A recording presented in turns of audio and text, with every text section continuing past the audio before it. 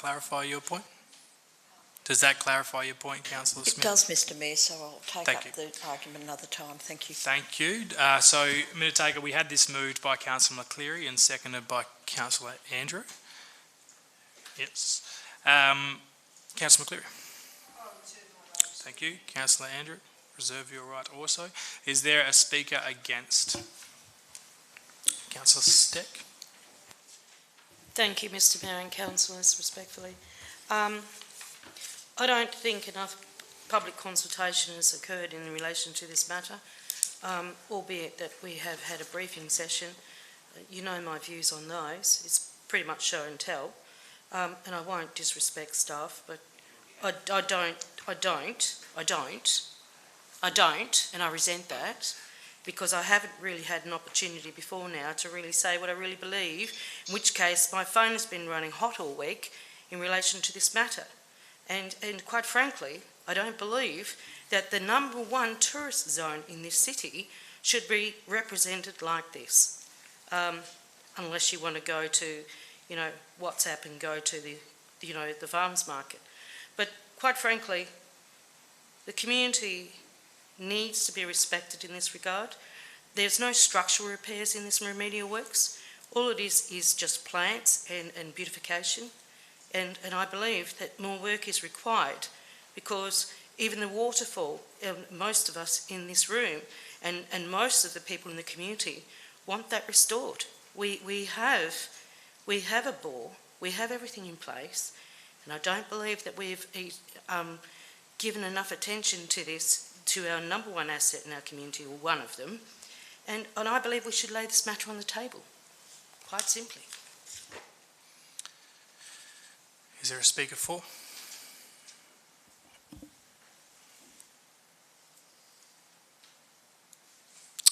Councillor Gassab, are you speaking for? I'll speak. Look, a point of clarification or a question, and maybe you can give me some advice, Mr Mayor. Sure. Just in relation, I'd like to move some sort of amendment to have a wet waterfall with real live water. So I'm just wondering how we can go about that. Councillor Gassab, it wouldn't be, it's not highlighted in this current appendix, so I would suggest there would have to be an alternative recommendation if this is lost, that it's reviewed or proposed to go back to that consultation to include that. So I would suggest Councillor Steck. I asked for this to be laid on the table for the next round. So I wasn't sure if you officially wanted to move a deferral. Then it's not a deferral, Councillor Steck, it's a adjournment. Are you moving an adjournment? Is there a seconder to adjourn this item? Councillor Gassab. Let me just quickly check. I'm not sure if we debate adjournment. I don't think we do. Go straight to a vote. So for those on the phone, just letting you know that Councillor Steck has moved we adjourn, which has been seconded by Councillor Gassab to the next meeting. All those in favour, please indicate. Councillor Kozisek? No. Councillor Steele? Can you please clarify as to why they wanted adjournment? I couldn't hear them. Just the adjournment was for further information.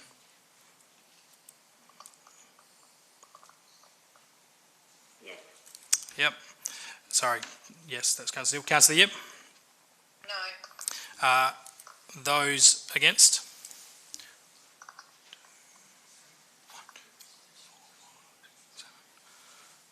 And Councillor Yip is 8. That's 12 votes. I think, did someone not vote? Can I just ask for those against again? 1, 2, 3, 4, 5, 6, 7, plus 8 is 8. That's lost. That adjournment is lost. Sorry, councillors, just trying to keep tallies on votes with those on the phone. So it comes back to the motion in front of us, the executive recommendation in front of us. So again, Councillor Gassab, in terms of your suggestion, it's not an amendment as it's a significant change to the current appendix, so I'd suggest speaking against. However, we currently have order of debate for someone to speak for. So that's the current situation we're in. Is there a speaker for this recommendation? No, Mr Mayor, but I also have a further question, if I may. Yes. In view of the fact that some of us are still... I'm not debating it, am I? I'm asking a question. Asking a question, Yeah. Councillor Smith. How do we go about getting the waterfall on the agenda and my clarification on the path that's going to be removed? So I think the manager's done their best to answer that first. The second question, Councillor Smith. This is a master plan, so it's obviously this will be the adopted plan, which we then work towards. If the question was asked last week, if there are opportunities to, including water in that in the future, anything is possible. And that's certainly something that could be explored later on. And as the comments last week were, it would be at a cost. And as we know, this master plan doesn't have costings at the moment. It has priorities, which will start being worked through. Councillor Smith. Is there a speaker for? Councillor Turner. My chair has sunk down that No low. problem, It's just like put- it's very hard to get up. I'll swap the chair in a minute. This has gone out for public consultation twice, which is probably one more time than we've ever done for any other master plan. And the difficulty with the water is we don't have the water. We use 100% of our water already, and that's why we're not having a running waterfall. And that's been made clear, I don't know on how many different occasions. Yes, we'd all love the water to run down the waterfall, that would be ideal. But it also comes back, we're supposed to be sustainable council and not waste water just for the sake of wasting it. I don't know why we're here again when we've been through this so many different times before, and all these questions have been asked countless times. So we can go back to it in a couple of years' time when we get our extra water source from the recycling plant, and then maybe have another look at it then. So just pass it and let's get on with it. Hey, Councillor Turner. Is there a speaker against? Councillor Gassett. Thank you, Mr Mayor, councillors. Mr Mayor, I just want to recognise Paul Zucchelli's father, Dominic, who was going to attend here tonight. He's a Bunbury icon, and he actually built that waterfall, and had the opportunity to have a chat to him over the weekend. And he publicly disclosed now on Facebook that what's a waterfall without water? You know, so this glass has got no water. This glass has got water. I can't drink that. Dry. Water is life. So I'd like to suggest that somehow we include something in this motion, in this current motion, or we defeat it, to look at having water in the waterfall. Paul probably didn't get the opportunity to sort of elaborate, but he believes anything is possible, and certainly restoring that water to turn it into a proper waterfall is very possible. We can have a solar pump, so it's not an issue, and they're not very expensive. This big thing about water sustainability, okay? So how much water would we lose by evaporation in a waterfall? About 1 toilet flush per day. I'm happy, councillors, Mr Mayor, to donate a cover for a swimming pool to one Bunbury resident to offset the evaporation in that waterfall. So I'll just put it to you, Mr Mayor. I think we should vote against the motion and bring it back with real water, real life. Thank you. Thank you. Is there a speaker for? Councillor Giles, a speaker for a question? Thank you, Mr Mayor. Unfortunately, I wasn't present at the discussion last week, but my own thoughts on this are that it might be nice to have a waterfall, but that waterfall was not there originally. It was an artificial waterfall. It wasn't. It was a built waterfall. It wasn't something that was natural. So it was already imposed on the natural environment. So I think we've been discussing this ever since I've been on council, which is nearly 10 years now, or not 10 years, but with a gap, 10 years ago. And I just want something to happen in Boulders Heights to make it more presentable, to make it more beautiful, to make it more attractive, to make it more accessible. So a waterfall is not going to do any of those things, and it is not going to help with the natural environment either. It's going to make it more difficult all around. So I'm really in favour of getting on with the job, getting this done, and I know that the vegetation is something that will happen as well in this plan, and I think to me that's the most important thing, to make it accessible, to make it beautiful, and I think we just don't need any of those extra complications. Thank you. Thank you, Councillor Giles. Is there a speaker against? Yes, you can, Councillor Steck. Please, Thank you. please stand though. Thanks, Councillor Mayor. Steck. Councillor Steck. Councillor Steck. Thank you, Mr Mayor. Just in relation to making it beautiful, I just asked the question again in the integrity of the hill and what remedial works will be in place, because the plan doesn't show me any real remedial work, sir. Can you please explain that for me? Sure, I'll defer to the CEO. Would the manager please address it? Thank you.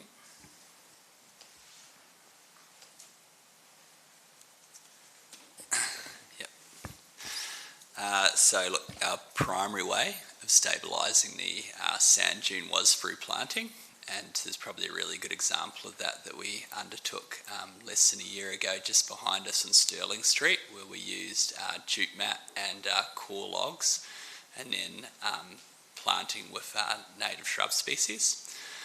In addition to that, what was said is as we undertake detailed design of each element within that master plan, that will address the structural needs or assess them as we do that. So as an example, at the moment we've just engaged a report from WML, who's a consulting engineering group, to do a geotechnical investigation on that boardwalk which traverses the reserve, which is currently closed off, just to inform some detailed design. So if the results of that come out that we need to do more retaining as part of that, then that's what we'll do. Yep. Thank you. Thank you. Sorry, sir. At this point, I will also declare an impartial interest as my property abuts Boulders Heights. Mayor, I need to do that as well. Thank you very much. Thank you, councillors. Councillor Steck, I think your might have been recorded from last week anyway, I believe, and Councillor Giles, if you could provide that for the minute taker. They're only impartial interest councillors, so no problem there. Is there where are we up to? A speaker against? Councillor McCleary, would you like to close? Thank you, Mr Mayor. It seems that for such a huge hill that we have out there, and with so much consultation that has been with Kings Park experts to assist us in knowing what species of plants we're to put there, the soil, how to keep it less watered, and for the plants to be able to grow and not slide down the hill. We've had a few years, and I want to congratulate the staff for what they have done to this point. Everything has been very well documented. We have been very much in line with knowing what's been going on, and we've been brought up to speed with each event as it's happened. So I'd like to go with our community consultation, which is, there's two things here that people are stuck on, okay? And the first one is community consultation, and the other one is the waterfall. So let me just deal with community consultation and to reassure our councillors that the meetings with the key stakeholders, including the city's co-designer assist panel, Bunbury Apex Group and Noongar Elders, a community online survey via Social Pinpoint, which received 153 survey responses, 746 document download of the master plan, 17 written submissions, and 1,653 comments and likes. Congratulations to the city for being wonderfully inputting to this particular plan that we've got here. We are doing just the master plan, okay, and we're just endorsing this master plan. So it's a plan, and it will change as you go along, but we've got to get on with it. We have had such a talk fest on this for many, many years, and there are many councillors here, especially this lovely lady sitting next to me, who really wants to see some action going on, and that's what we need to do. Now let's talk about the waterfall. Now if we rush out now and say, okay, and we're not even looking at the budget at this point in time, whether we could squeeze it in, but if we start with water and it doesn't work, it's harder to go back. So let's start with a small step first. Let's start with lights, okay? Now, I have to confess that, remember when the Queen Mother came and there was the beautiful pink and fluffy stuff that came down the waterfall? Well, I really don't know who was part of that team that did that. But the thing is, there is a lot, and there was a lot of vandalism when the waterfall was going as a water. People were able to throw cans in it. There was all sorts of things that the kids did. We start with a dry waterfall, and if it looks yuck, if it doesn't have that impact, which I believe in my vision that it will, especially when you come in at night and you see the lights, well then we can start looking at and budgeting for something different. And I do take on board what Councillor Giles said. It was an artificial waterfall to kick off with. And yes, congratulations to the person who built it. However, we're moving on now. And I'm surprised that I'm saying that, because people always say, oh, people don't move on. I want to move on and see that we do something more progressive, and I'm really looking forward to the lights. Look at the bridge that we have over there. So please vote for this, endorse this plan. Let's get moving, and if we have to tweak it, we will do so. Thank you. Thank you, Councillor McCleary. I'll put the executive recommendation that Council endorse the Baltus Heights Reserve Master Plan as presented at Appendix 10.5.1-A. Those in favour, please indicate.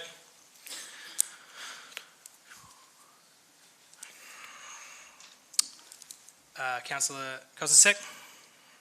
Yes. Councillor Steele? Yes. Councillor Yip? Yes. And those against? 2 against. That recommendation is carried. Thank you. We do have an applications for a leave of absence there, for Councillor Yip. Is somebody happy to move that is granted? Councillor Giles, while you're standing, thank you. Councillor Quain. All those in favour? Councillor Kozisek? Yes. Councillor Steele? Yes. Councillor Yip? Yes. That's carried unanimously. Thank you. Item 12.1, councillors, as I mentioned, we have some deputations on this item. I'll just bring those up.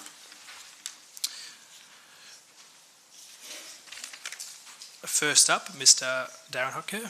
Thank you, Darren.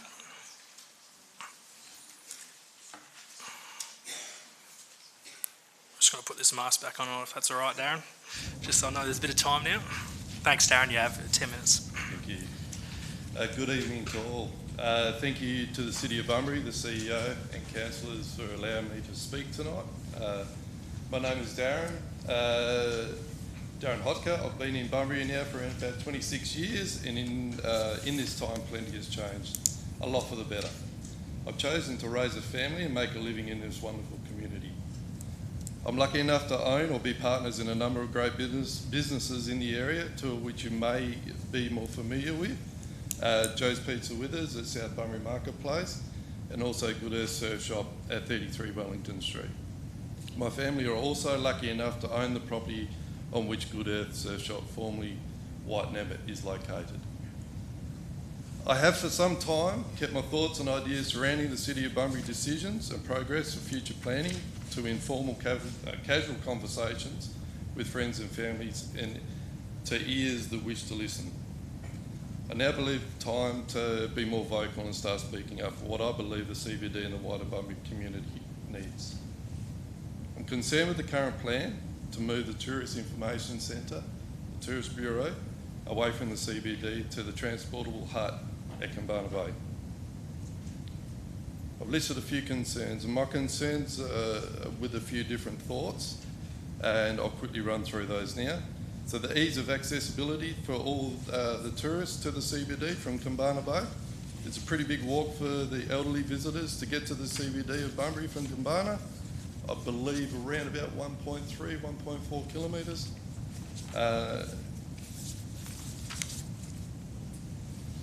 It needs to be, I suppose, look, at the same time, it may be pleasant for those that are younger, well, with the new skate park and the walk through, but it needs to be something that does cater for all.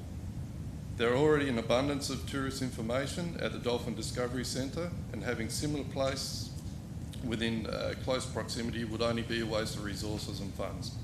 An information centre within the CBD would be more beneficial and capture a wider base. the old train station, the Tourist Bureau's previous location. Yes, I understand entirely why that location and why, with that location and why it was moved.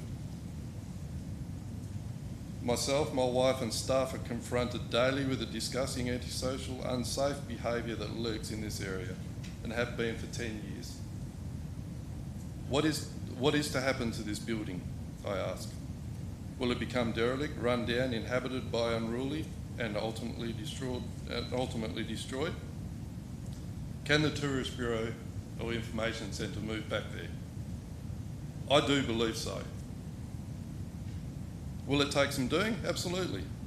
However, it can be a safer and a better place for staff and visitors, tourists alike, with some time and effort and reactivation. That's a medium-term idea and goal, and I understand that's not what we're here for tonight. I feel a sense of CBD deactivation when there are plans to move things from a central point of business. I have praise for the City of Bunbury, the new mayor, councillors, when in conversations with friends and family around the skate park and youth precedent, the upgrading of pathways and infrastructure, the Arts Centre and Cultural Centre, BREC, and much more. However, the decision to move the Tourist Bureau, I don't entirely agree with. My last concern was the lack of community consultation, and as a business and property owner within the CBD, across from the previous location of the Tourist Bureau, I believe we should have been advised of the intention to move this by the city and its proposed new location. It should have been discussed more openly, and we as ratepayers should be approached. It should have been approached with the plans to do so by the city. I'm not here to discuss my thoughts on options, but I believe that there are better ones. I'm here to back the motion that Councillor Gassop has moved to not go ahead with the planned move of the Tourist Bureau to Kambana Bay. I'd ask those that are representing our city and community to reconsider the planned move. Thanks for the opportunity to speak, and I'd like to open up for questions and comment to me by the CEO or councillors if they have any. If there is none, thank you all again. Thanks, Darren. This forum doesn't allow for the questions, but thank you for your deputation. Next is Judith Urath. Judy.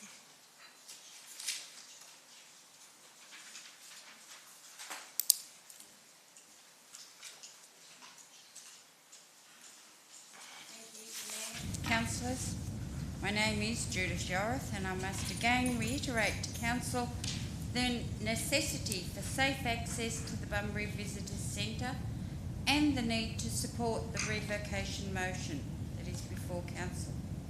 As we age, and thank God you're not there yet, we all find it more and more difficult to get around.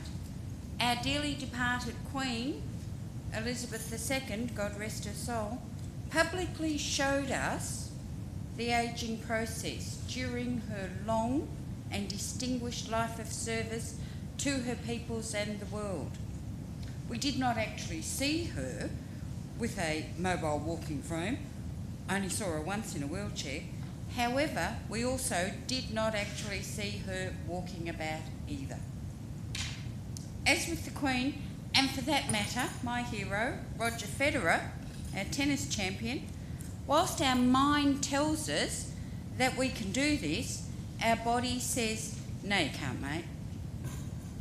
We all have to accept that. I, for example, no longer drive long distances. I no longer walk very far unaided, yet I am fit and healthy. I lose things, yet my mind is sharp as a tack. As a community, we need to make ourselves aware of the needs and possible problems facing our visitors to Bunbury, especially mobility problems. Do we really expect these visitors to walk the 3-kilometre round trip to the proposed new BVC? What if they have blood pressure problems and it's a hot day?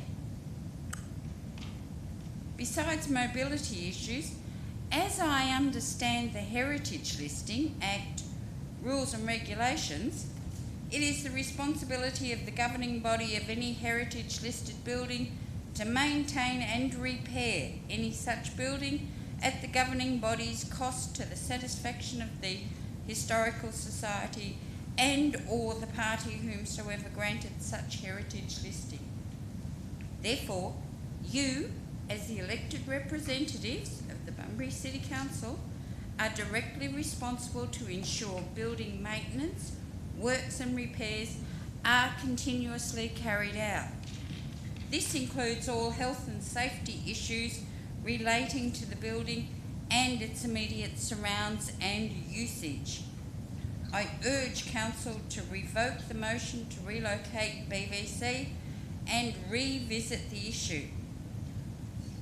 I suggest, presumptuously, but I suggest copying Prime Minister Albanese's lead and convening a working group of council, community and businesses to thoroughly revisit the whole issue and therefore redetermine what is best for Bunbury and what will meet the needs of visitors to Bunbury. This is an important issue that should not be taken lightly. Policing needs to be further investigated. That'd go well on the working group.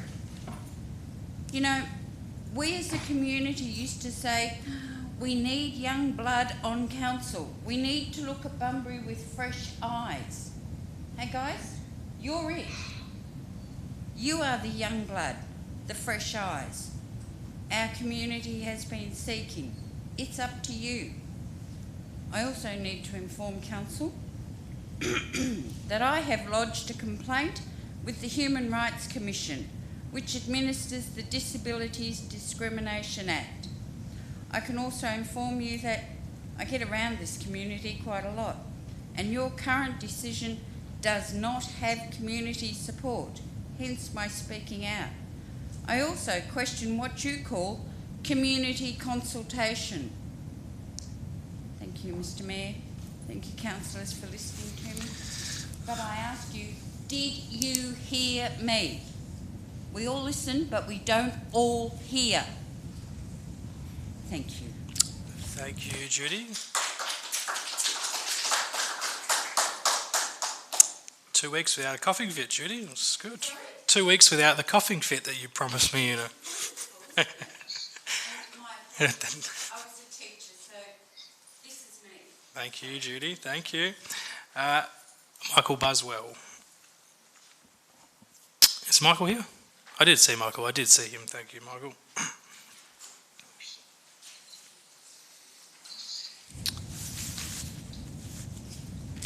Mr. Mayor, councillors, thank you once again for allowing me to address you on the matter of item 12.1, I think it is.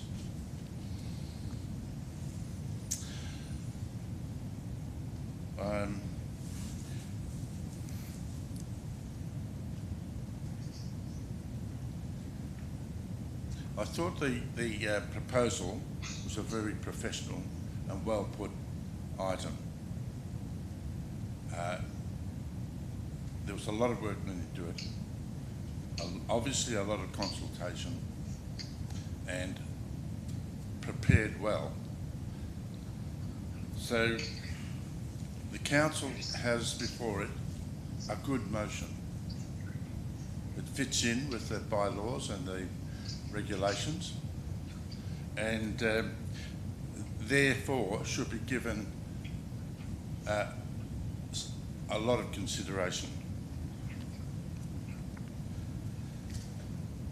The motion has provoked a lot of our citizens to voice an opinion openly to one another. Not to council, not to councillors, but to one another. Why? Is it a fear of not being listened to, or a fear of mistrust, or purely just being part of the silent majority?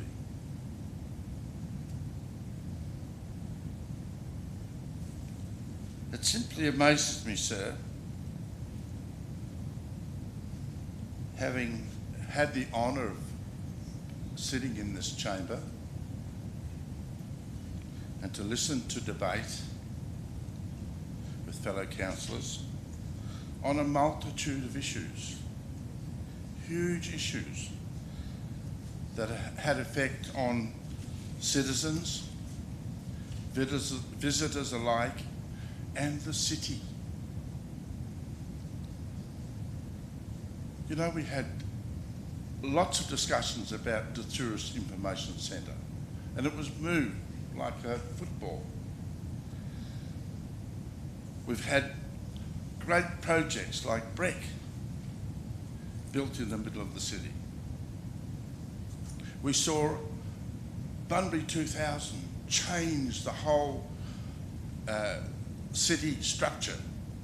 A great idea, a magnificent forward-thinking government of the day who saw the advantages of moving the railway out.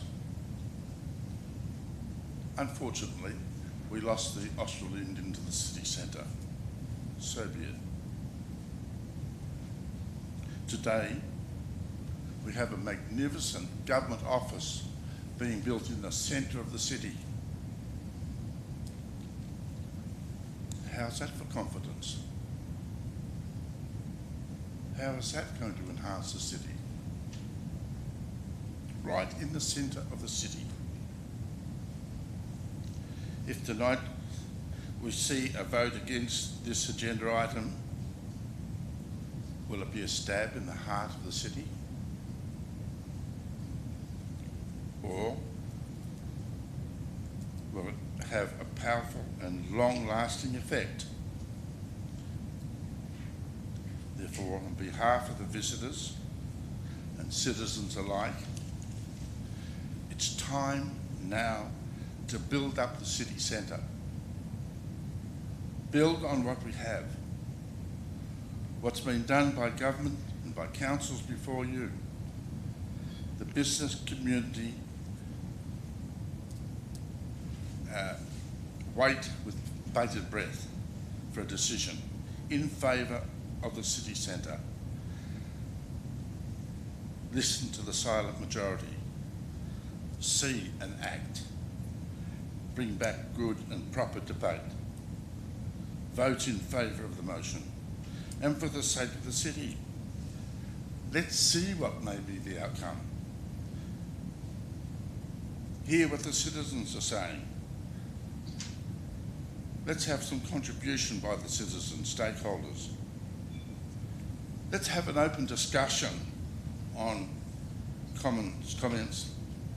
Let's go forward for the sake of the city.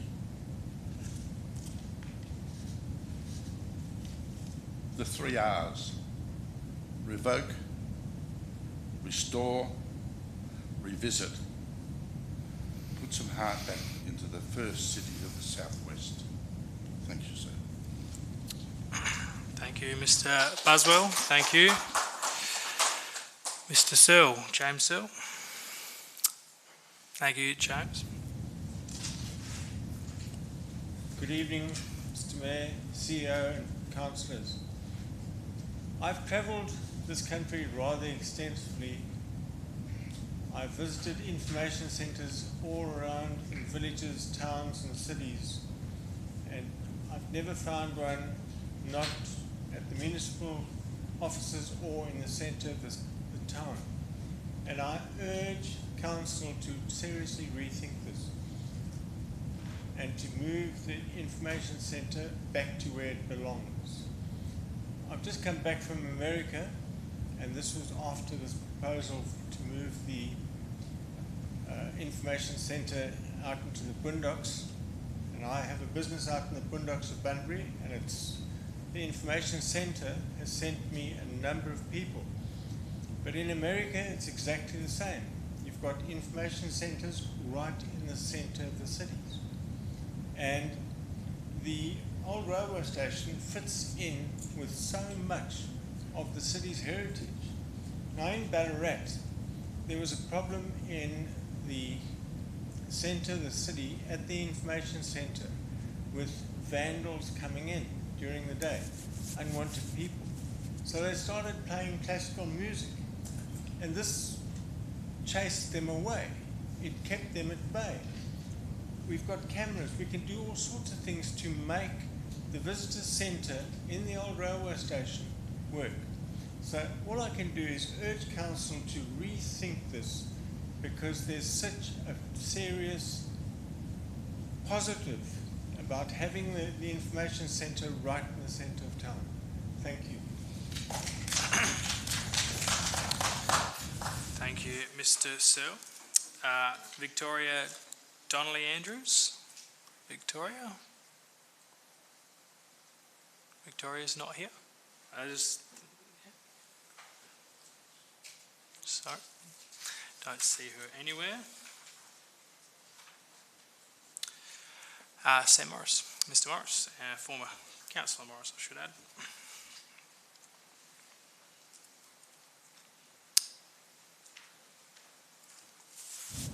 Thank you, Mr. Mayor, councillors. Well, Judy said that you're the young blood. I must be Methuselah. Look, I've been in the tourism business for 19 years with Taffy's. I've been a member of the Tourist Bureau for 19 years. And one of the things I really strive at is that I talk with the tourist. I'm the guy that knows in relation to what these people are looking for. There's a difference between a tourist attraction and businesses that will then cater to tourists. A tourist attraction is one which people will make a destination to come to the city. Now, the number one tourist attraction in Bunbury is the Dolphin Discovery Center. And for years, I saw tour buses coming down Kumbana Drive, go into the Dolphin Discovery Center. After they visited, they'd pack up and they'd head straight to Margaret River. They didn't even go to the visitor center. In fact, tourists would be going to that Dolphin Discovery Center and they'd make a beeline back out. The tourist center is not functioning where it was located because people weren't going to the tourist center. The tourist center is a clearinghouse to show people what this city has to offer. I'll tell you right now, I'm the second visitor center in this town because when people come in, there's the Found magazine, there are the maps, and I make certain that I talk about what there is to see within the city. And people will spend half an hour up to an hour in the shop having a chat with me in relation to what they see within this city. Now, the location, real estate, people say it's location, location, location. Tourists, access, access, access. If people are coming down Kumbana Drive and they need to go to the tourist center where it was, they'd be driving down Kumbana Drive, they'd have to turn on Blair Street, but to get to the tourist center, they'd have to make the right-hand turn onto Carmody, go around the roundabout, come back on Blair to be able to get into the parking lot. That's not good. And that's assuming that they get over the bridge of Kumbana Bay. Now, when you have a situation in which they're not going to the visitor center, they're not finding out about what's great about Bunbury. Having it at the location where you're looking at in Kumbana Beach, first of all, we've got quite a few tourist attractions there. Number one, Dolphin Discovery Center. We've also got a beautiful beach there, Kumbana Beach, that has been redone, redeveloped. It's magnificent. If they go to the Dolphin Discovery Center, I heard gentlemen say, oh, look, got pamphlets there. They're not selling Bunbury, they're selling the Dolphin Discovery Center.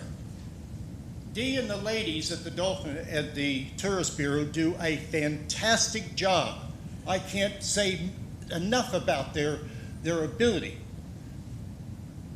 But they can't do their job if people don't visit it. And it's as simple as that. By putting it at Kumbana, let's take a look. You got the water playground. But, oh, hang on.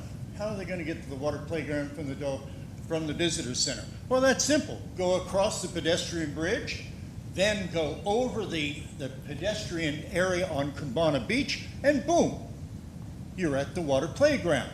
You want to get to the youth precinct. That's fair enough. Go across the pedestrian bridge, go underneath the bridge. Boom, you're at the youth precinct. If you go across the pedestrian bridge, Tappy's, Dome, Corner on the Bay, Aristos, and a whole host of other businesses, that too. And there you have another development in front of the VAT too. Now here's the key in relation to a visitor center. You get people to stay there long enough and they're going to start looking for accommodation. And that's the key to where there's the money coming into the city. Because if they stay overnight, they're going to have meals. They're going to go shopping in the CBD. They're going to be looking around to be able to utilize what we have to offer. But they're not going to come to Bunbury if they don't visit the visitor center. Access, access, access. And by having signage in relation with the Dolphin Discovery Center with that big eye and visitor center with arrows pointing directly where it is, then it is a clearinghouse for every business in Bunbury.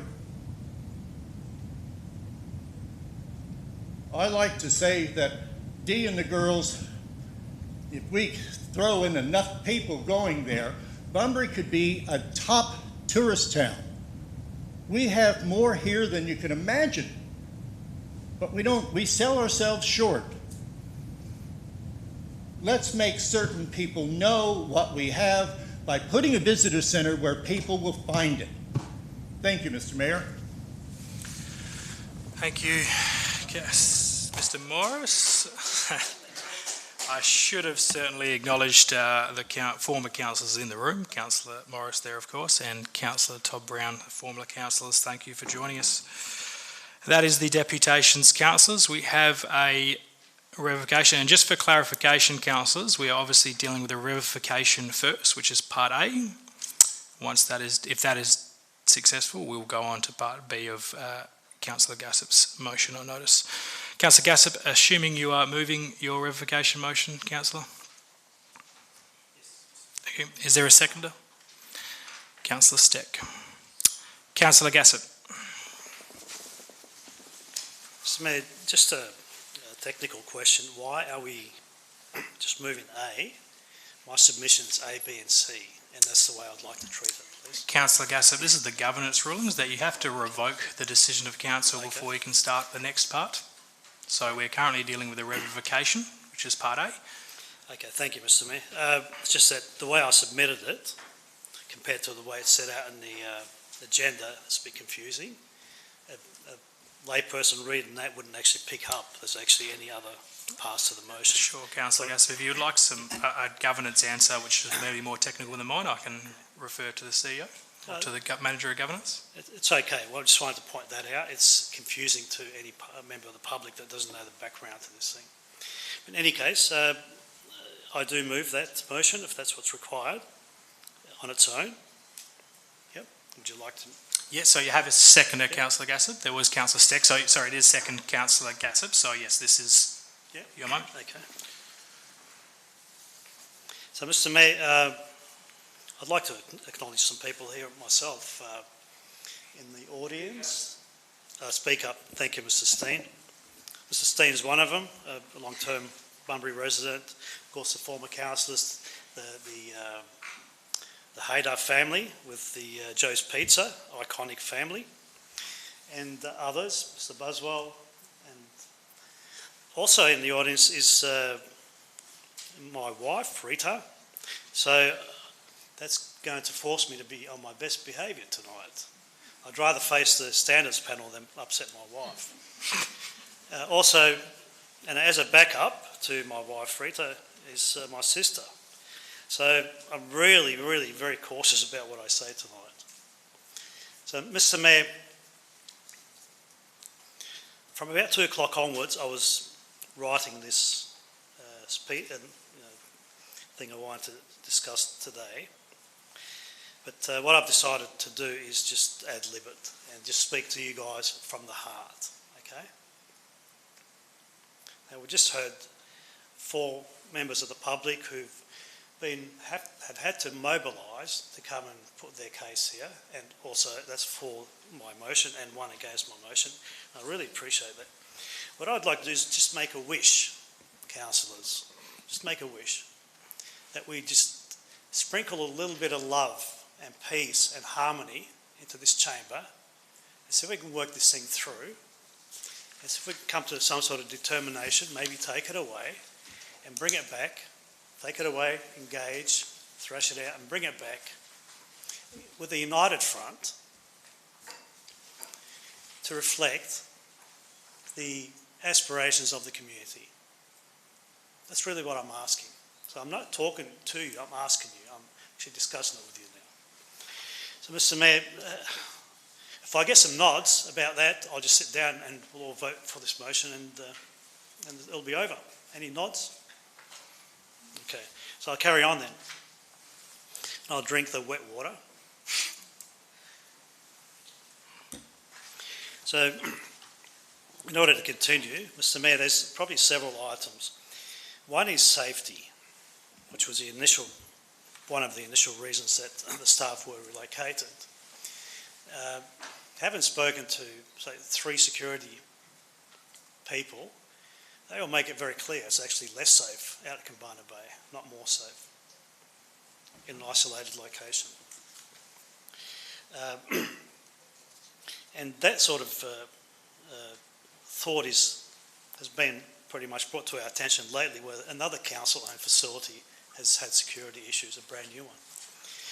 So 2, Mr. Mayor, this one is, I think, it's pretty serious. And that is, what would you do, and maybe Liam could put that photo up I've sent about the lady with the walker. So this photo is a snapshot from our own website to discuss the Disability Inclusion Plan.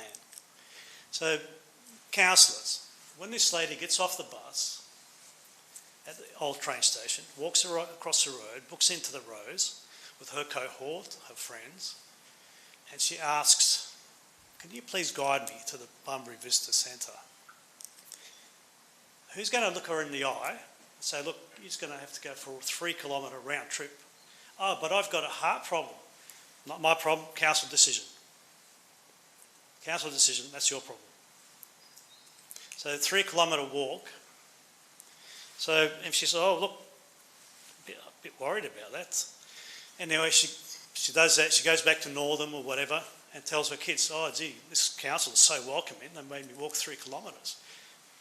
Really welcoming council. So do I have the heart to tell her to go for a walk? Do you guys have the heart to tell her to go for a walk? Pretend she's your mother or your sister or your grandmother. Just think about that, please. Have a look at this lady. So I took the opportunity to speak with Enable today. The CEO is David Norton, CEO of Enable Western Australia. And I explained to him the current decision. And I got a whole heap of notes. I won't refer to them all. But he said, look, it's very disadvantageous to people with disabilities, physical disabilities, mental disabilities, and senior people, what you've done. So does that open it up? That's 5 minutes, unless there's a mover. Oh, really? Wow, okay. Unless there is, so under our seating orders, it's 5 minutes, unless there's a mover to go to 10. I'll ask if there's somebody who's happy to move that Councillor Gasser be heard for a further 5 minutes. Councillor Plum, is there a seconder? Councillor Quain. I'll just put that, Councillor Gabby, just take your seat for a second. For those on the phone, in case you didn't hear that, obviously as our standing orders of 5 minutes up to a maximum of 10 with council endorsement. I'm assuming Councillor Gasper is continuing. Those in favour? You can vote, Councillor Gasper.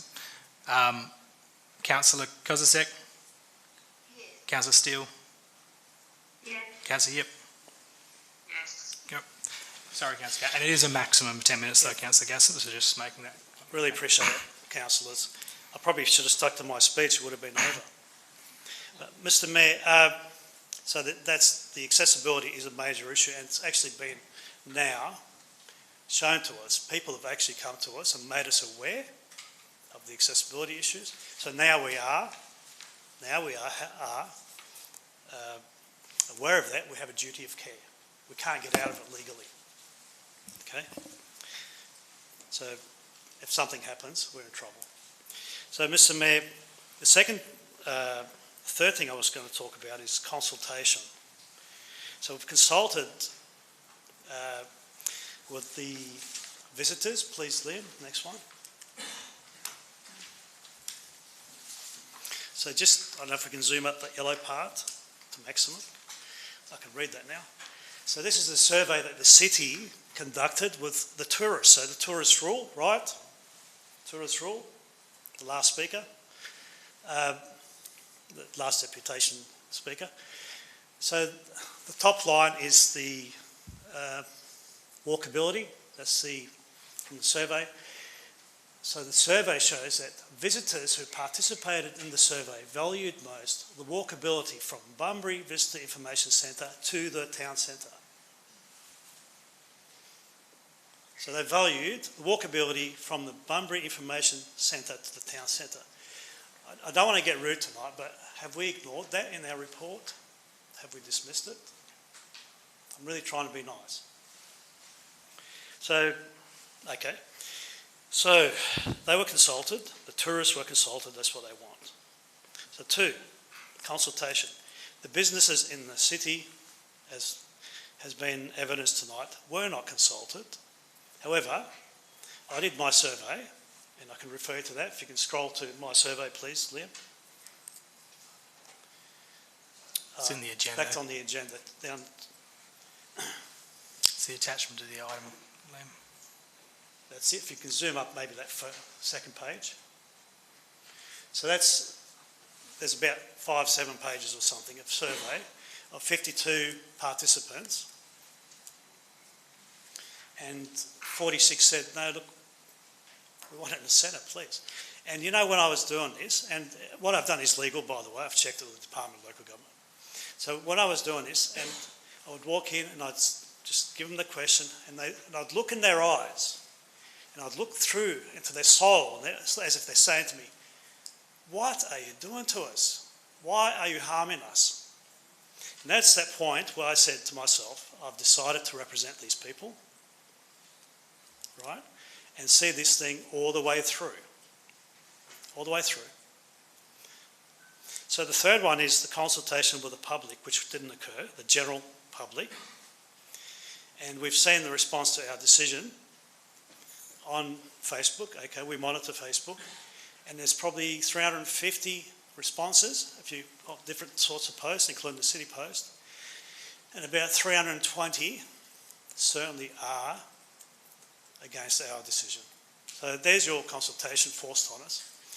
Now the other one, I should mention the other consultation that occurred is the Bunbury Visitor Centre members, and the question of location didn't actually come up as one of the questions. It wasn't a question. It was to do Bunbury Visitor Centre, Bunbury Visitor Review, not about location. And those questions are actually in the mail that was sent by Liam last week. So, Mr Mayor, we've got safety, X, cross. Accessibility, crossed on the existing decision. Was consultation, cross. So 3 out of 3 wouldn't accept the public's view. So who are we going to represent? So what I'm saying, Mr Mayor, I know time's nearly over, is I'm asking for a bit of love, that we take this away, please. let's take it away, listen to the public, and if we might get opposing views, that's fine, and bring it back, united. We've got so many other things we have to do and need to do and we're going to do besides this. Take it away, get it off the table, take it away, go and hide somewhere, bring the public in, thrash it out, and bring it back in a form that is acceptable to our community, that reflects our aspirations. Now, I don't want to be the one walking down the street in the city centre saying, look guys, we've harmed you. We know you've told us we're harming you, and we're not going to listen. Thank you, Mr. Mayor. Thank you. Thank you, Councillor Gassop. Councillor Steck. Thank you, Mr. Mayor. Just to go to the 3 points that our colleague, Councillor Gassop, said was safety, accessibility and consultation. I did ask a question last week as to whether or not the Chamber of Commerce has been consulted, and I didn't get a satisfactory answer. However, safety is an issue I also have not got a satisfactory answer, and that is, well, why aren't we asking for the police to go there? Because quite frankly, we can move our staff out of there, but we are still sending our visitors there. We are still sending everybody there, even Trans-WA buses. Everybody is still going there and we haven't tackled the problem. That is a serious concern to me. Absolutely first and foremost before this issue. So I will say that, and I've got my cards off the table. Second of all, consultation, I've actually alluded to that. So I expect the police to pull their socks up and do more than what they do, and I'm sorry if that offends people, but that's my view. Having said that, is the duty of care factor, now that we know that the cat's out the bag, so to speak, sorry, Councillor Smith, and all cat lovers, I apologise, but it's just a saying that I use quite often, but we have an obligation and a care factor, and I think that's where my colleague, Councillor Gassop, is coming from, with a bit of love and a bit of attention and care, because I quite frankly can't make a decision when I get half facts. And I'm asking that everyone just do as he asks, park this on the table and bring it back before council, because we're not only going to lose the visitor centre in its entirety, but we're also going down the path of losing services outside the CBD. There are very much many examples that I can't mention this evening because it has nothing to do with this motion, sir. So respect to you, sir, I will not mention them. And I think everyone knows where I'm going with that. And to the speakers this evening, I know that it takes a lot of courage to come before this council, and it takes courage to present to this council. And I thank you very much for your efforts, and it must be said here. But what I also will say is quite clearly that this council needs to do more with a lot less. And we're always saying we don't have enough money to do whatever we need to do. Well, with the care factor of everybody, we need to do more, because we already, I heard one of the presentations talking about, you know, the Lost and Found magazine. We spend over $90,000 a year that other councils don't spend in the Bunbury Geograph region to make that magazine possible and to make tourism possible. So we're already doing a lot in tourism space. But what I don't like is the fact that we are losing a service to a fringe of our CBD, and we haven't even looked at other buildings. Like one of the councillors suggested me only this week that perhaps we should have put it in our heritage building with the museum. I said, well, perhaps we could put it with the new skate park facility because that's been vandalised. Again, that is not part of this motion because I can't speak about those. But that's the whole reason that this needs to come back before this council, because other areas have not been considered, sir. They haven't. And to be truthful, it is rumoured from last week, and you know, because 2 councillors presented it, and why would we pay rent in a building we don't own? Why would we furnish a building we don't own? So I'm not going to go down that path because I know some people will call me to order. So I'm not going to do that, even though I'm just saying, please be mindful that this is a sensible outcome where everybody knows where it's headed. Thank you. Thank you, Councillor Steck. Is there a speaker against the revocation motion? Councillor Giles? Thank you, Mr Mayor. I'll jump in. As I said earlier, I wasn't here last week for a lot of the discussion, so I'm coming with, perhaps that's a good thing, I'm coming with a bit of a fresh mind and having read the documents and listened to people speak. When we passed this motion originally, my intention for supporting the motion was that point number one, we had to move our staff out of the train station. That was a given. Whatever happens, they had to move out of there. Secondly, because of safety. Excuse me, just members from the audience, please keep your thoughts to yourself. Because of safety was the reason, and we can go on about the police all we like, but we don't run the police. We don't.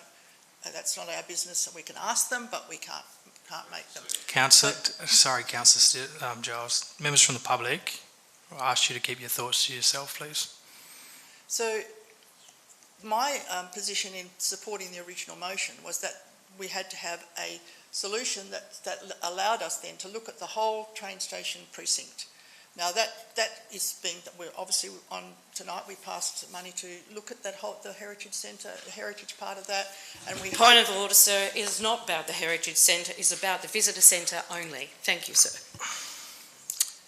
Thanks, Councillor Giles. So the Visitor Centre where it currently is in that heritage building, and we need to look at that as part of the whole development of that. Point of order, sir, it is not part of the building. It is the motion only. Councillor Stagg was very lenient with yourself.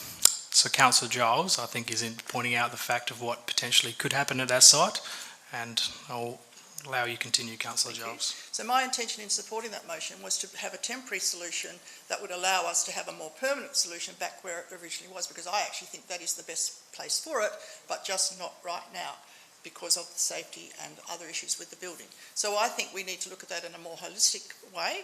Having a temporary solution is far better than having another permanent, trying to go for a permanent solution straight up. In the original motion, it says that it would be reviewed after a year and 2 years to see what was happening there with the temporary solution. So my whole idea was to actually get it back into the centre of town once we had resolved some of the issues that have forced us to move. So I think that's what we still should do. We should have a temporary solution that gives us a chance to have a really good permanent solution in the end. I'm not looking at this as a permanent solution. It's a temporary one that allows us to get a far better permanent solution in the long run. That is my view, and I think that's why I support the original motion. That's why I think we should continue with what we plan to do and have a proper review of the whole situation of where we're planning to put it. Is that a good spot? Where it has previously been, is that something that we can enhance and make a far better centre for that, especially if the buses stop going there in 2 years' time when their lease is up. So it's a whole lot of things that we need to take into account. So we need a good temporary solution, and this is what I voted for, a temporary solution to allow us to look at a more permanent solution. Thank you. Thank you, Councillor Giles. Is there a speaker against? Councillor Quinn? Sorry, Councillor Quinn, speaker for. Sorry, my apologies. Thank you, Mr Mayor and Council, for the opportunity to support Councillor Gassip's motion to revoke this decision of Council and revisit the location of the BVC. I want to know, is this a temporary solution, and can that temporary solution be in the CBD? Along with 4 others, I did not hesitate to lend my signature to Councillor Gassip's endeavours. Options and opportunity. I believe Council wasn't given enough location options to consider. Our broader community wasn't given an opportunity for input. Council should have been given more location options to review, not just Kambana Foreshore as stated in the August motion. The broader community should have been given the opportunity to be engaged in this major decision. There was no public survey. Where was the community consultation? The community outcry has been overwhelming. This started after the council decision made in August. Reading Facebook comments suggested we got something very wrong. We caught our community off guard and they didn't hesitate to view their opinion. I urge fellow councillors to listen to our community and hear their concerns and vote in favour of this motion. Let's take the decision back to the drawing board and include the community on this journey. In future, please keep the community engaged in all decisions that affect them. And thank you to the people that got up and do their deputation. That was fantastic. Thank you. Please, Council, support this revocation. Thank you.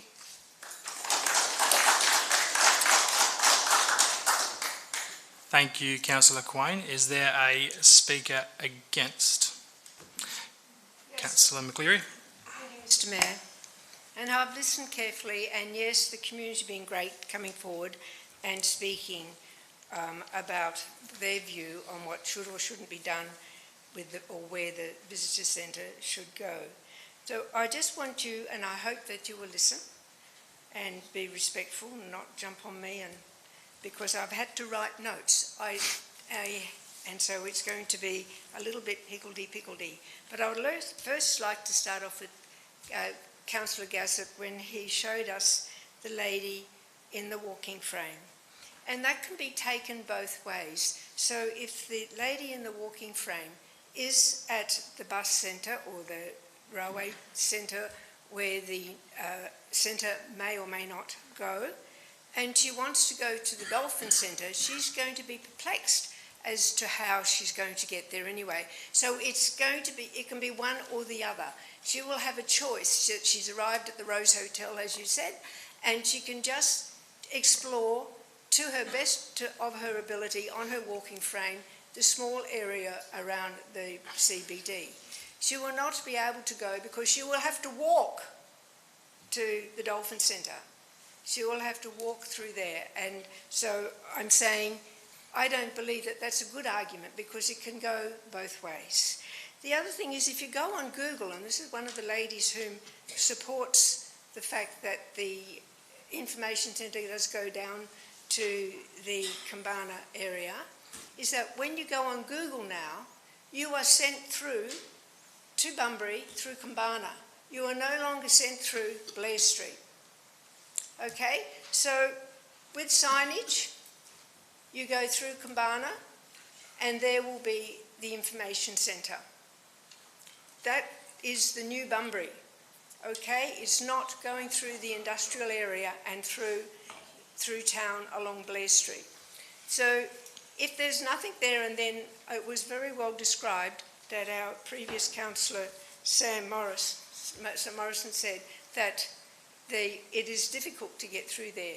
Now, if you arrive, okay, so once again, we're coming down Kambana Drive, we're at the Kambana Beach, we see the information centre, we grab a coffee, the kids have gone off to lead up a bit of steam on all the equipment we have down there, and the little old lady again cannot, grandma, they've got great-grandma with them, cannot walk over the bridge.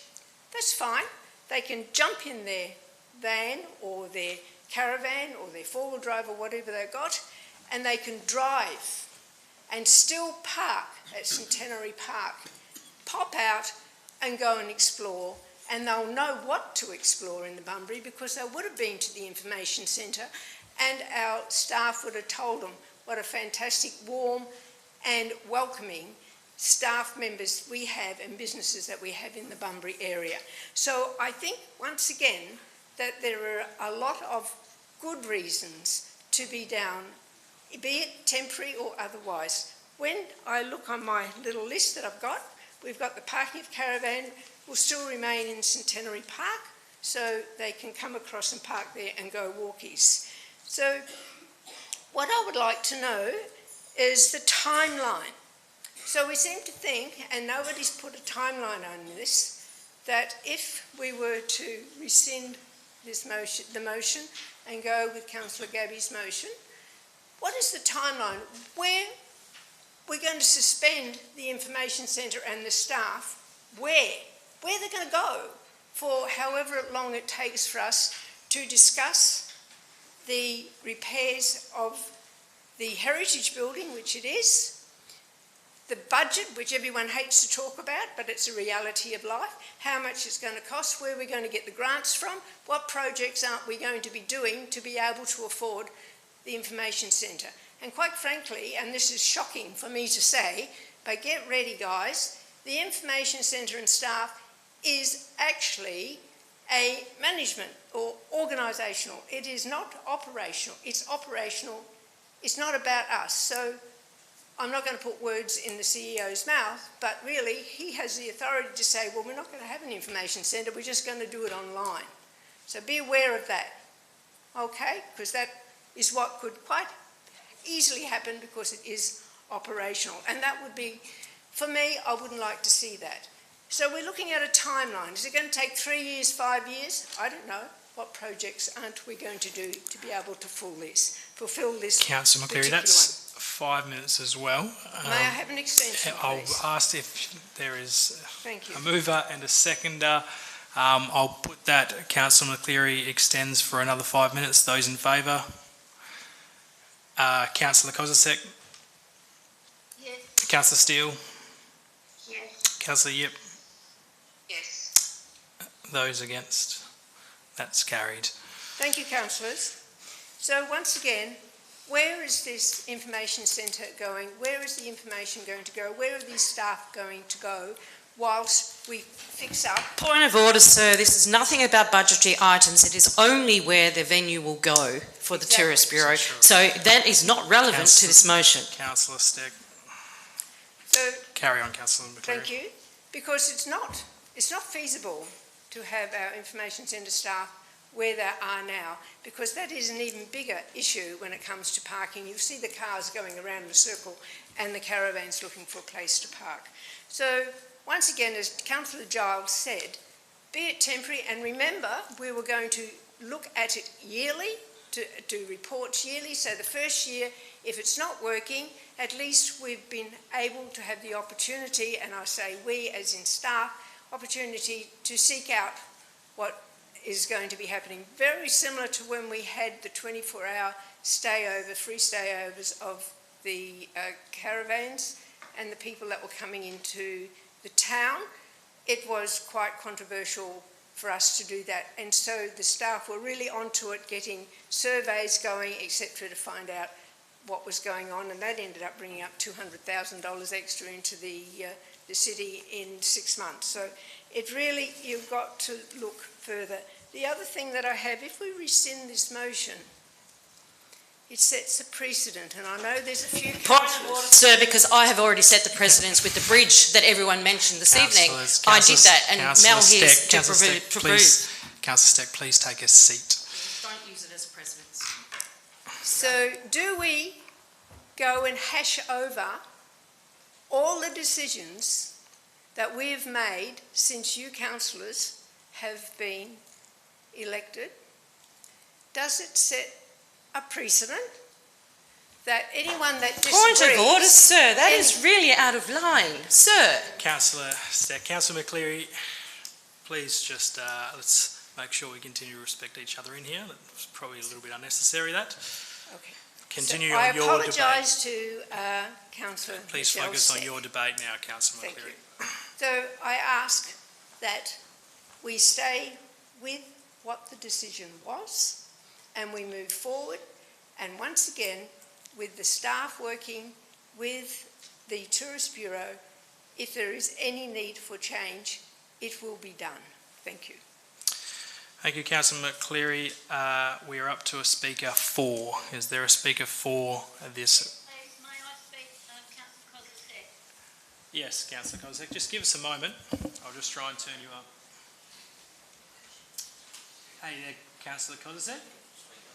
Thank you. And Yep, that's good. Thank you. Yep. Can you hear me? Yep. Yep. Thank you, Mr. Sorry, Councillor Kozak. You have the stage. Thank you, Mr. Mayor, and welcome to everybody in the gallery. Thank you for attending. I would just like to speak in favour of Councillor Gassett's revocation motion. I've been quite distressed about this whole situation, and I understand there's been a lot of community feedback.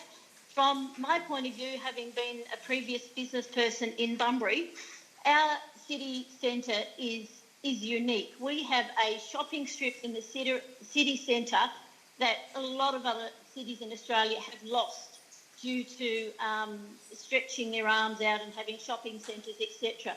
I feel that moving the visitor centre to an out of the central city location is going to be the death knell for our wonderful shopping strip. I know you're talking about it being a temporary solution, but I don't think we can even tolerate a temporary solution. We had another business close last week. How many businesses do we have to see close our doors before we realise that we really need to revitalise our CBD? We have an action plan that we are ignoring because we just keep removing things from our CBD rather than enticing things in.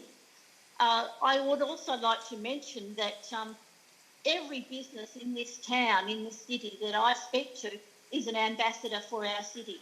They talk to tourists every day. They ask them why they are here, where they are going, what they plan to do while they are here. Every single one of those businesses talks up our city, and they will continue to do so because they love our city and they need the tourists right in the middle of our city.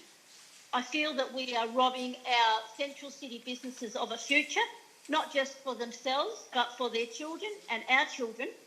And be prepared to watch our city centre fade away. I'm sorry, it sounds dreadful, but it's going to happen. I also believe that there's been a report done by city staff which was wonderful in many, many ways, but unfortunately there was a lack of consultation with retailers and business people, and in particular our community. And I think that's the one downfall of the report. There's just not been enough community consultation. And I really think that this needs to go back and be rethought about. I don't suggest for 1 minute that we move back to the Heritage Centre. I don't feel that that's appropriate. We viewed that last week. It's not in a good state. And I just think we need to look at premises in the city.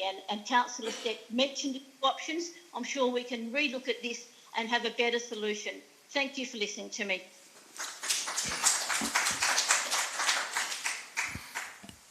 Thank you, Councillor Kozisek. I'm just going to turn you down a little bit. We're at a speaker against. Is there any speaker against?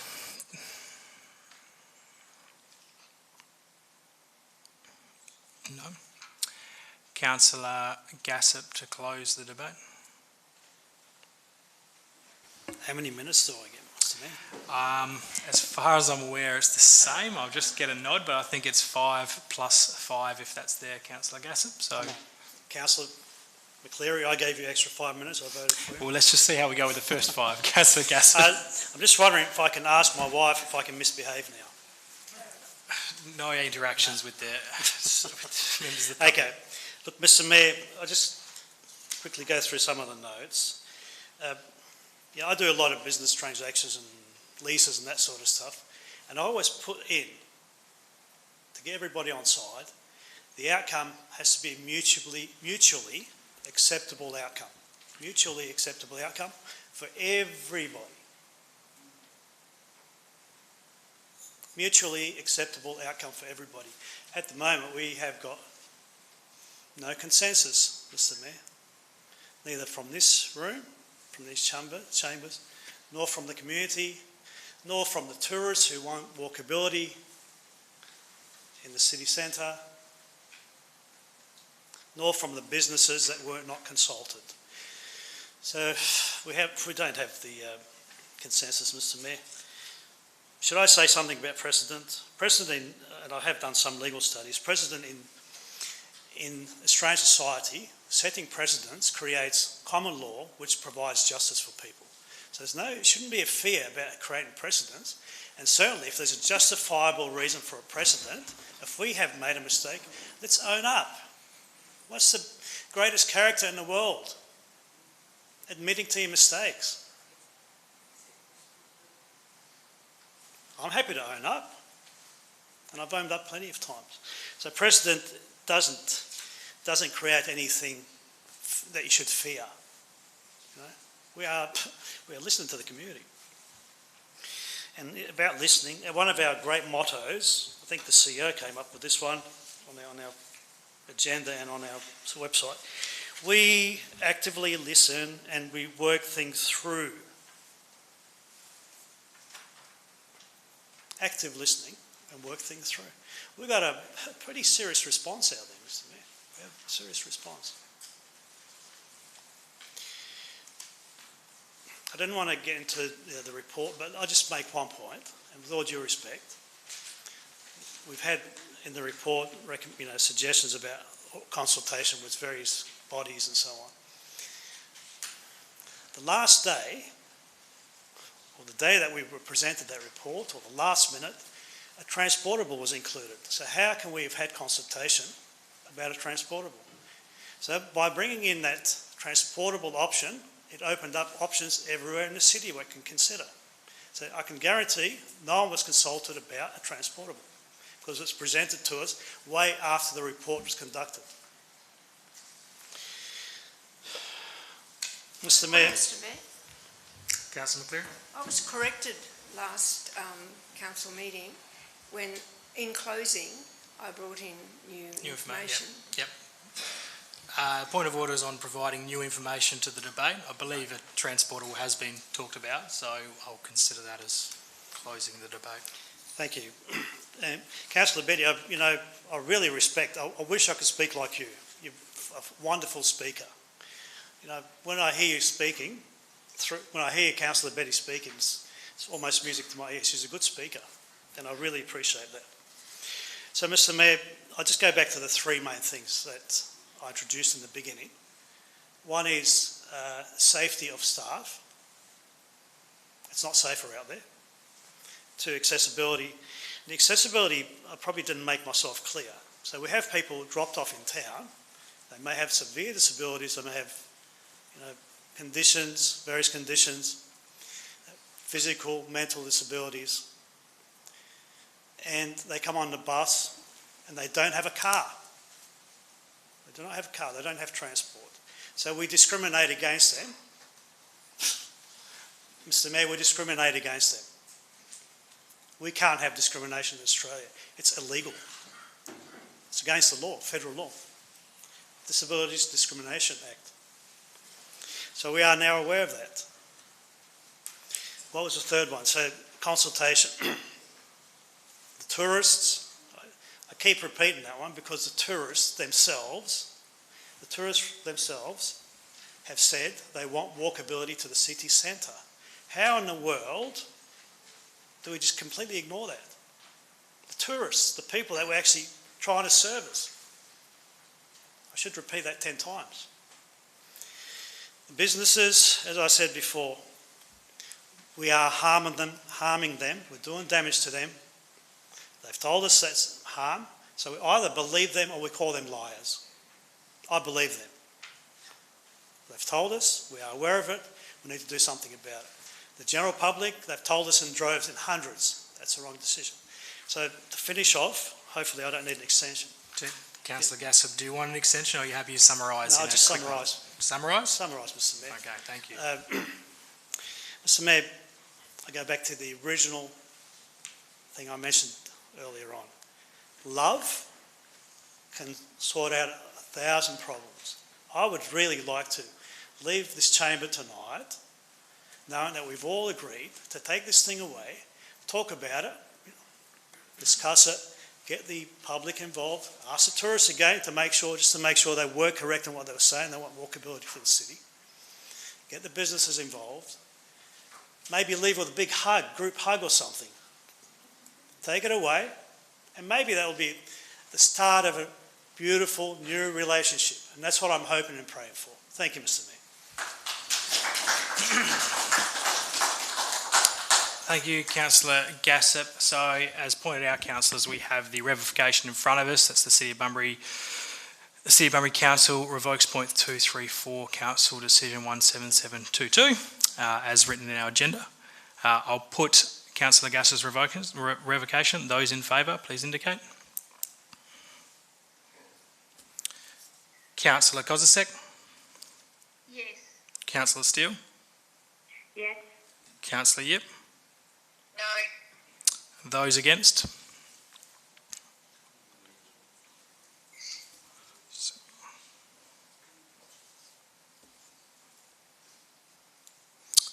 That is lost. We'll move along to items 12.2. I've asked you, members of the public, to please keep your thoughts to yourself. They're not worth listening to. You don't listen to what's going on. None of you. Shame on you. Absolute shame. If anyone else would like to leave the room, I could suggest you do so now. Thank you, members of the public. We'll move along. Members of the public, could you please leave the room? Well, I can arrange that if you'd like that, Mr. Redinger. I can do. Mr. CEO, could you please arrange someone from the police station to come down?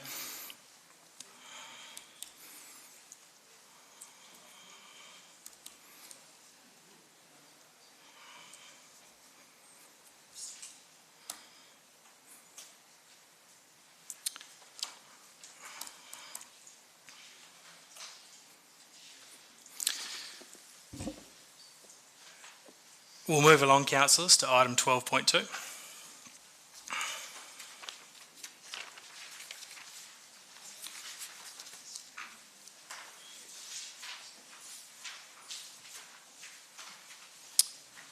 We have another motion on notice here from Councillor Steck.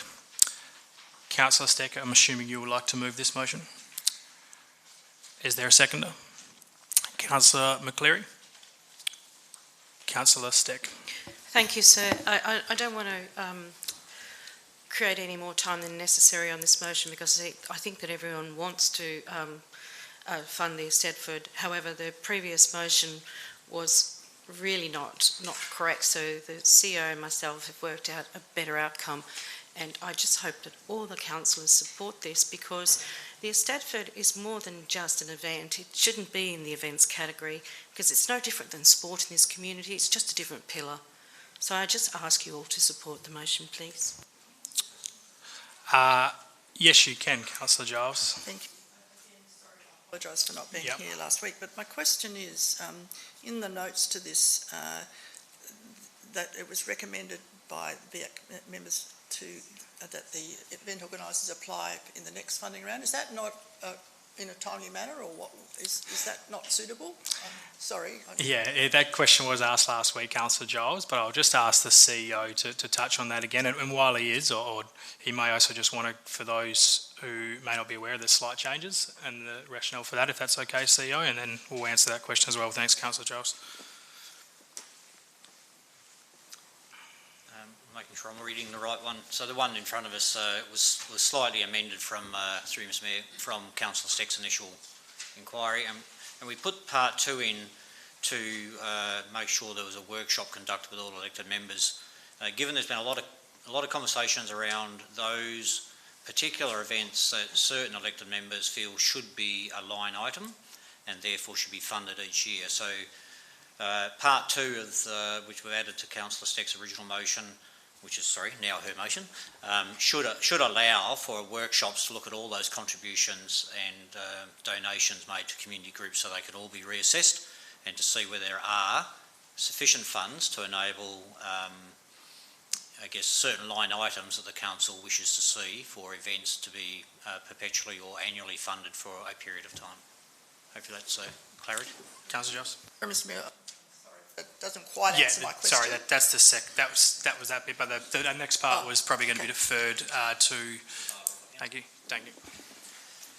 Through you, Mr Mayor, the next funding round opens in October, November, and then would be assessed, and funds wouldn't be distributed till March. So I think the Eisteddfod felt that was getting a bit too close to the event.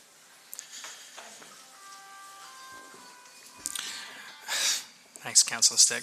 That's okay. Sorry, that was your question, Gan. So Councillor Steck has spoken to this. Councillor McCleary was the seconder of Councillor McCleary. Thank you, Mr Mayor and councillors. The Eisteddfod in Bunbury commenced in 1958 and has run annually between the months of May and June. The event has been able to do so because of the continued wholehearted support of the local community via City Council, whom have always consented to donate in-kind funding to pay for the Breck venue hire and staff since Breck opened its doors for business in 1990. At this council meeting tonight, I hope my belief that you, Mr Mayor, and fellow councillors will agree to continue to support the Eisteddfod request for in-kind funding. We would be investing in our youth, or you could say, investing in our community. The not-for-profit organisation called Investing in Our Youth explains what this actually means. Young people are the future of our communities. Investing in our youth with resources, opportunities and inspiration helps them succeed and thrive. I'm proud to state we as councillors, and including our city staff, are doing just that.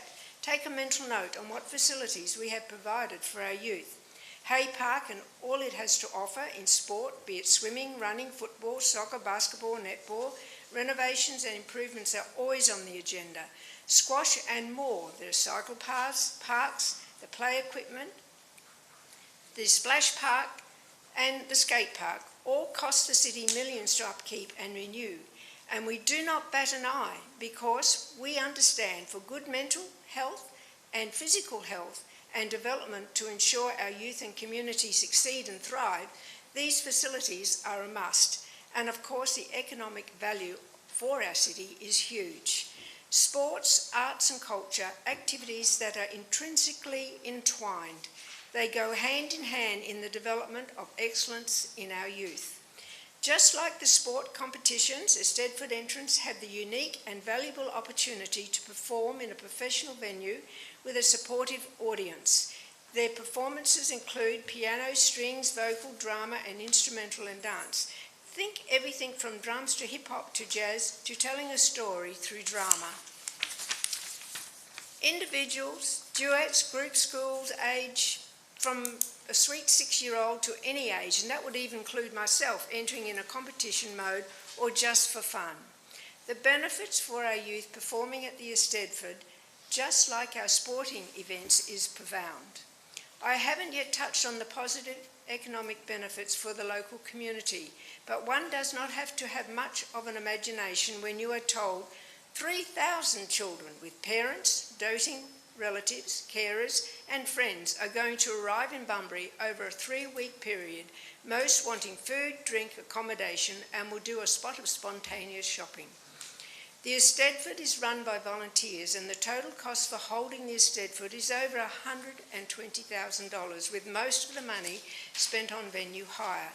An additional major cost is hiring and accommodating experts and adjudicators to appraise and advise the performers. Yes, it is understood the committee has been advised to apply in the second round of funding in November, with a good possibility they could be successful. However, the timing is impractical because planning, marketing and the bookings of venues would need to have been completed, and without the assurance of in-kind funding for Breck, it would be irresponsible for the committee to forge ahead with these commitments, not knowing if they were successful or not. The Eisteddfod's mission statement is to provide a nurturing atmosphere for especially inexperienced competitors to enable them to overcome fears of public performances. The ability to learn to confidently stand up and speak in public, to be able to speak up for oneself, to be able to perform, to have the support and encouragement, and given the encouragement to continue studies in the arts, is just so important for our youth as they grow and learn. We support our youth through sport, take the lead and support them through the arts. Please show your support by supporting this motion on the table tonight. Thank you. Thank you, Councillor Quain. Sorry, did you have a question before? I thought I might have seen a hand raised. No, from you, Councillor Quain? No, sorry, Councillor Quain. I thought I saw that. Speaker against, Councillor Turner. Thank you, Mayor. I can't support this motion even though it's changed from last week. As someone on BAC who was part of grant funding allocation for the signature events category that the Bunbury Eisteddfod applied for, I was privy to the process. scoring, round-the-table discussions, and questions asked. It was a lengthy process, and the committee's final decision was a complete consensus of all those involved. BEAC allows the committee to remain non-biased and judge the assessment based on the matrix scoring system. BEAC members do evaluations a couple of weeks prior to the meeting and then discuss each applicant based on their score in order on the day, allocating funds one at a time until completion, and then adding and lowering amounts until everyone is satisfied with the outcome. I'm fully aware of the Bunbury Stefford's long history and all the incredible work its committee and volunteers do. That's not under dispute, and I feel bad not allocating them funds. However, we need to remain fair and equitable. With only $110,000 in total funding, yet requests for $195,000, there was a shortfall of $85,000. We couldn't support all the applicants, and those that were could only be partially funded. BEAC's policy clearly states applications within each category are assessed in a competitive round against all other applications within the respective categories. Successful applications are those that best satisfy the assessment criteria. The Bunbury of Stefford failed to satisfy the assessment criteria. They were told to reapply in round 2 of the Community Connect Tier 2 category, as their proposal aligns closely with the category instead of that category instead of the signature events.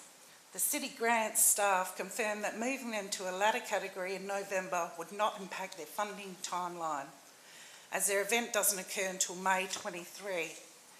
This would also allow them to apply for other funding from different sources, something they failed to show in their previous application.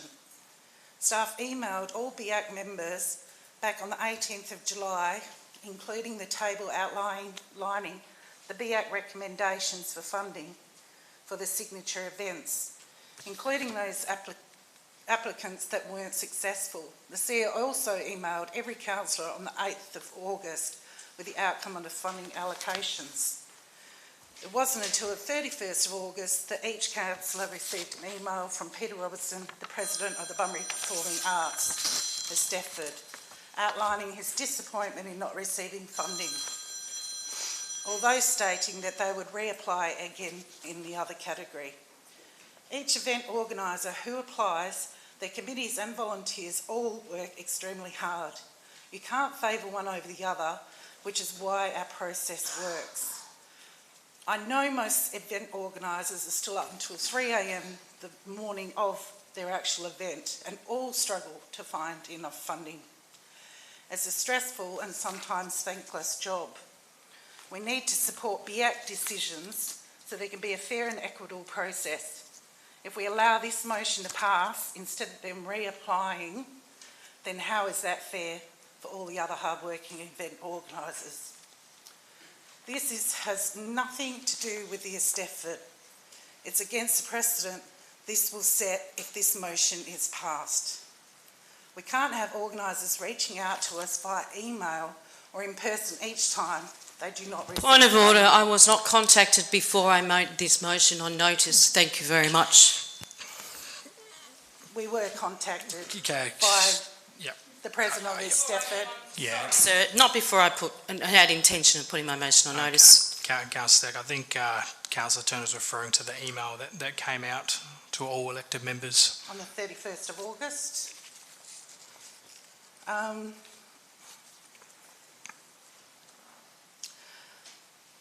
Sorry, I lost my spot. That's okay. This makes it extremely hard to stay unbiased and will reflect poorly on the City of Bunbury's reputation. I want to thank the City event staff who do an amazing job working with all organisers who apply, doing everything possible to assist them throughout the funding process and giving them valuable feedback to those that are successful and those who aren't. I'd like to also thank the BEAC committee who volunteer their valuable time to be a part of the process. And they need to remind people that this goes against the Council's policies and guidelines. Please also consider the 3 deputations given last week and the one via email against this motion when making your final decision. Thank you. Thank you, Councillor Turner. Is there a speaker for this motion? Councillor Quinn. Thank you, Mr Mayor and councillors, for this opportunity to speak for Councillor Steck's motion. Very brave of Councillor Steck to put this motion up. I fully support it. I declare that I am a member of the Events Committee, and unfortunately I was on leave, so I wasn't at the meeting where they discussed the distribution of the funding. I'm actually really looking forward to attending these workshops to discuss how the city provides a way of contribution and donation to community groups. I really would like that to go ahead, so I fully support this, and I hope councillors will look at item 2 and really reflect on that. I'm aware that the Stedford applied for $40,000. I believe it was for in-kind funding to use BREC, which is the City of Bunbury facility, and the event goes for 10 days. So that's why, $40,000, it's a lot of money, but, they want to be the best they can, and they want to have a really great Stedford at the, a regional facility like the BREC. So it's, it's $40,000. It's only because they want to use the best facility in the southwest. And I believe that the Stedford Committee are made of volunteers, and I am also a volunteer, and I write grant applications, and I would hope that they're trying to do their best. And it's really hard to attract volunteers and also to keep them. So the pressure you're putting on these community groups of volunteers to annually put in these grant applications for that amount of money and compete with professional grant writers, it's a lot of pressure, and I've been through that process. And I feel sorry for them that they have to do this year in, year out. So I really would like to see it as a line item, so that they don't have that added pressure and they can get on with planning the best to Stedford in the state, which I believe they have the capacity to do. So I really hope Council support the Stedford Committee and also support Councillor Steck's motion. Thank you very much. Thank you. Is there a speaker against? I'll speak, Mr Mayor, if no one else would like to. You're it. Councillor Yip, I'll just try and... Councillor Yip. Yep, I've got you. Oh, you're good to go. Thank you. I would just like to suggest that we follow process this time around, which has been done, and the outcomes have been literally signed off by us at past council meeting, and consider the Stedford for the workshop discussions to become a line item. I just don't think it's respectful or fair, as Councillor Quain has pointed out, to all those people who have spent so much time on their applications in the past and will do in the future to allow this process to be circumnavigated. Thank you. Thank you. Thanks, Councillor Yip. Speaker 4. Oh, sorry, Councillor Smith's. Beat you to this one. Thank you, Mr Mayor. I'm also supporting this motion and I can see and understand the speakers against this motion. I fully understand that, but the Stedford transcends because it's so important not only to Bunbury and the southwest. It's one of the largest Stedfords in the country. The economic benefits to this town are astounding. As Councillor McCleary said, relatives, friends, grandparents and so on coming on. And not only that, it allows everybody to have a go, from school choirs and from less advantaged schools and so on. But the main reason I'm supporting this is because of the economic benefits and the social and cultural benefits that the Stedford brings. It should be a line item, and I believe I did put that in my wish list. I wish I'd just pushed it a bit more, that it becomes a line item so we don't have to get into this sort of argument in the future. Thank you. Thank you, Councillor Smith. A speaker against? Councillor Andrew. Thank you, Mr Mayor. I'll speak against to allow Councillor Gassam to speak for. There was a process, and that process has been undertaken through community representation on that committee. I appreciate the passion around this. I think we've all spoken at some stage about the necessity for this being a line item, but I'm not happy with this current process personally. On note though, can I request that we take these separately, please? Yes, Councillor Thank you, Mr. Mayor. Andrew. Speaker against, that was your cue, Councillor Gassett. Sorry, Speaker for. Yeah, thank you, Mr. Mayor. I just wanted to just say a couple of things. I believe in miracles, and Councillor McCleary and myself are speaking for the same motion. I also want to give Councillor Andrew a hug after, give me the opportunity to speak. Mr. Mayor, maybe a couple of points. $20,000 isn't much, and if these people want 20 grand, I don't think it's much money. Yeah, process and all that. The fact is, they want the money. Give them the money. My God, the return on investment is astronomical, and out of $92 million budget, we are forcing grant applicants to come in and battle it out here. So my suggestion, besides all this, if I may, I think we need to triple the events funding for $2 million. Thank you, Mr. Mayor.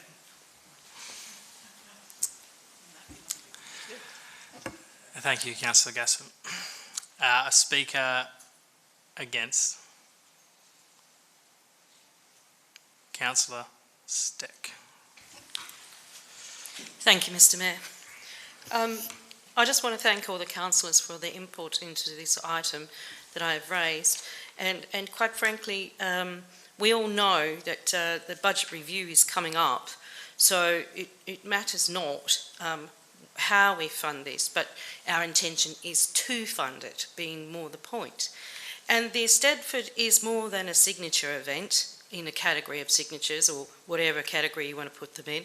It is a pillar of our society, and I think Councillor McCleary and Councillor Smith and Councillor McQueen put it right, and everyone knows that without this Stedford, there will be many careers that would not occur in the future. And I dispute that it's from 6, because I know some performers from 4 years old, sir. And I must declare an interest here because my daughter was one of them years and years ago. But what I will say is that the careers that go on through the Stedford is just as important as the sporting bodies in our community. We spend millions and millions of dollars in all sporting fraternities, whether it's cricket, your favourite, sir, or football, or netball, or hockey, or swimming. And we don't ask for a return on those. But periodically, some of them bring in events where lots of people participate. Well, this is one of those. This is one of those. We have to fund this. And I think that I'm not going to bore everybody because we all know, come a line item in budget, it will be done. No different than years before they tried to tell me the Anzac Parade was an event. It wasn't. So, sir, I just ask all of you to fund this. Right, councillors, and for those on the phone, just letting you know we are taking item 1 first and we'll follow by item 2. So the motion as read that council financially support the Bunbury Stedford in the amount of $20,000 and GST exclusive for their May/June event 2023 event with the funding derived from the events grants allocation. All those in favour of point 1, please indicate. 1, 2, 3, 4. Councillor Kozisek? Yes. Councillor Steele? Yes. Councillor Yip? No. That's 7. Those against is 1, 2, 3, 4, 5, 6. That is carried, 7-6. And item 2, request the CEO conduct the workshops. All those in favour of item 2? Councillor Kozisek? Yes. Councillor Steele? Yes. And Councillor Yip? Yes. That's none against, that's carried unanimously. So that is, both items are passed, Sorry, councillors. Mayor. Who was the votes for and against? Okay, I vote? just asked for item 1 again. I'm pretty confident it was 7-6, but just for the minute taker as well. Those in favour of item 1, just indicate again. We have Councillor Gassett, Quain, Smith, McCleary, Steck, Kozisek and Steele, being 7, if my maths is correct. The rest were against. Got that, minute taker? Which was 7-6 and carried.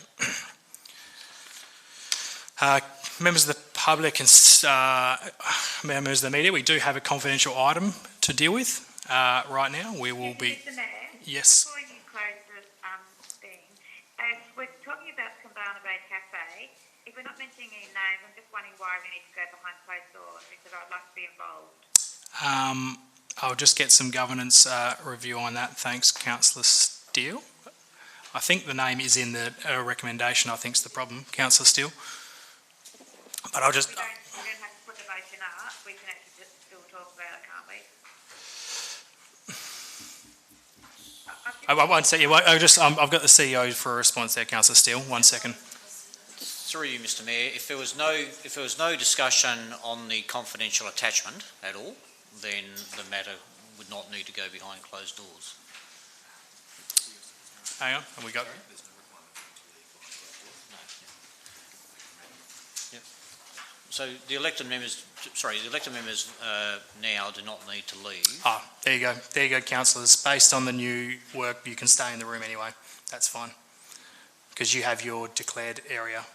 So you elected members on the phone can stay. Members of the public, unless somebody's happy to move that we move behind closed doors. Thank you, Councillor Andrew.